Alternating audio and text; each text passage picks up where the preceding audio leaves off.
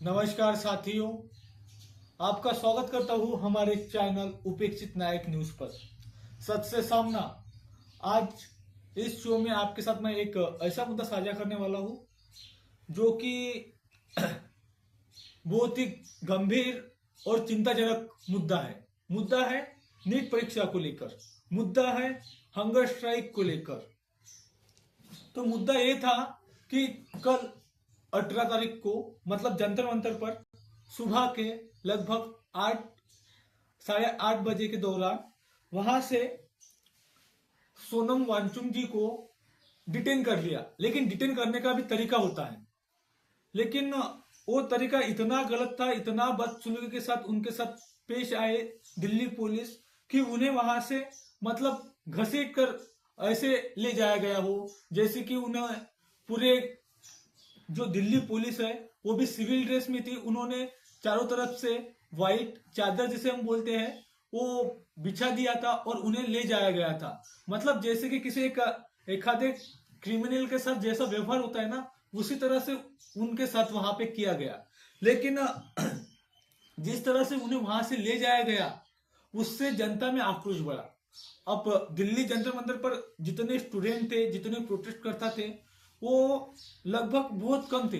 लेकिन जैसे कल उन्हें ले जाया गया तो वहां पर कल मतलब लाखों की भीड़ में वहां पे जनता पहुंची।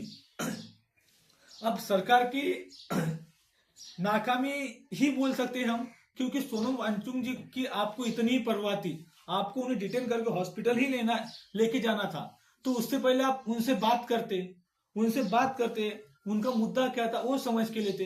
लेकिन आपसे वो नहीं हुआ।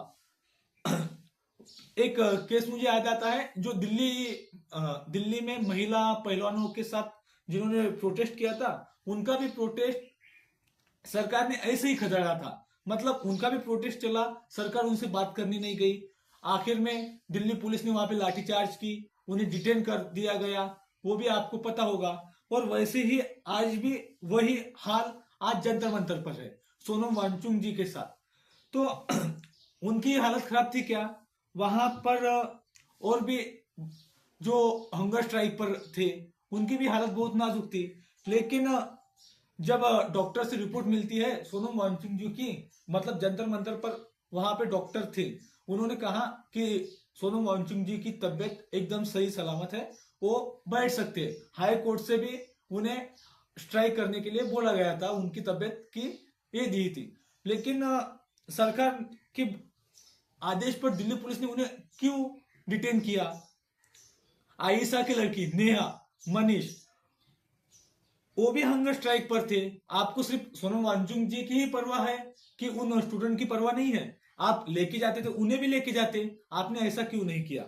आपने सिर्फ इसलिए ऐसा किया क्योंकि वो हंगर स्ट्राइक में कुछ बाधाएं आए और कुछ मतलब उस हंगर स्ट्राइक को आप बंद करवाने की मतलब नाकाम करवाने की कोशिश कर रहे थे। लेकिन जैसे ही आपने सोनम वांगचुक सर को डिटेन किया तो वहां पर जो सीजेपी के फाउंडर थे अभिजीत दीपके, उन्होंने ऐलान कर दिया कि वो भी अब हंगर स्ट्राइक पर बैठ जाएंगे।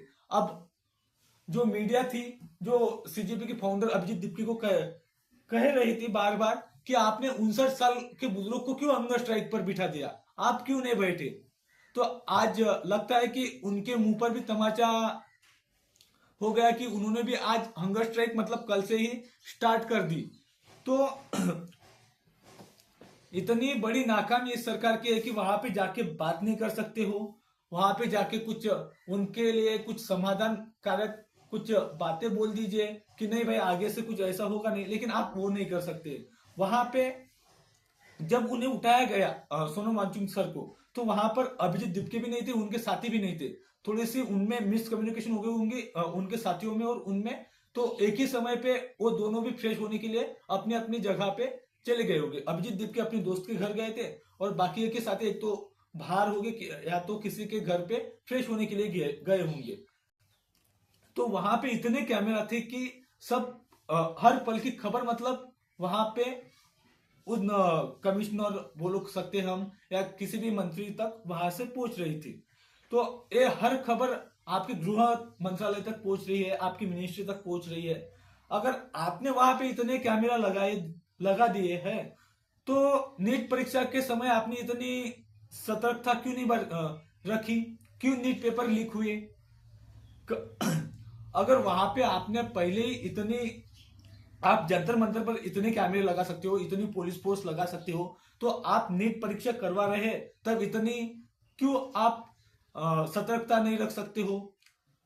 कल री नीट पेपर का एग्जाम का रिजल्ट आया, उसमें भी धांधली है। जिन बच्चों ने ऑनलाइन मार्क्स देके उनके 700 मार्क्स, उनको जब उनके हाथ में वो पेपर आता है 97 मार्क्स ही दिखा रहे हो, किसी बच्चों को 125 दिखा रहे हो, वो पेपर आता है सामने नाम कुछ और पीछे नाम कुछ और। आपने री नीट की भी परीक्षा करवाई, उसमें भी धांधला। तो मतलब आपसे एक परीक्षा नहीं हो रही है, और जो इस परीक्षा के लिए न्याय उठा रहे हैं, जो जस्टिस के लिए लड़ रहे हैं, आप उन्हें भी मतलब लाठीचार्ज से भगा देने चाहते हैं। और वहां पे आधी रात को कल 2:30 के आसपास लगभग चंद्रशेखर आजाद पहुंचे। उनका ये कहना था कि मुझे किसी ऑफिसर से इंफॉर्मेशन मिली कि आप यहां से जाइए, आप यहां पर मत रुकिए, हम इनको भगा देंगे। मतलब सरकार क्या बताना चाहती है, क्या करना चाहती है उन स्टूडेंट्स के साथ कि अपने हक की बात ना मांगे। वहां पे चंद्रशेखर आजाद आधी रात को पहुंचते और सुबह लगभग 5:40 या 6:40 को निकलते, मतलब लगभग 6 बजे वहां से निकलते हैं। तो इस प्रोटेस्ट को पूरी तरह से खराब करने की कोशिश चल रही है।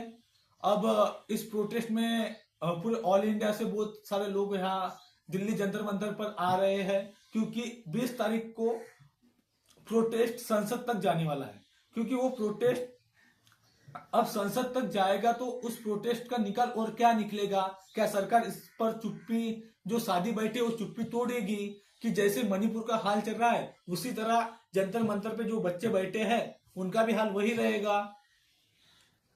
तो मतलब सरकार की नाकामी हमें स्पष्ट रूप पे दिख रही है, लेकिन फिर भी सरकार इस पर जो है कि चुप्पी साधे बैठे, उन्हें सामने आके बात करनी चाहिए, उन्हें बताना चाहिए कि आगे से ऐसा नहीं होगा।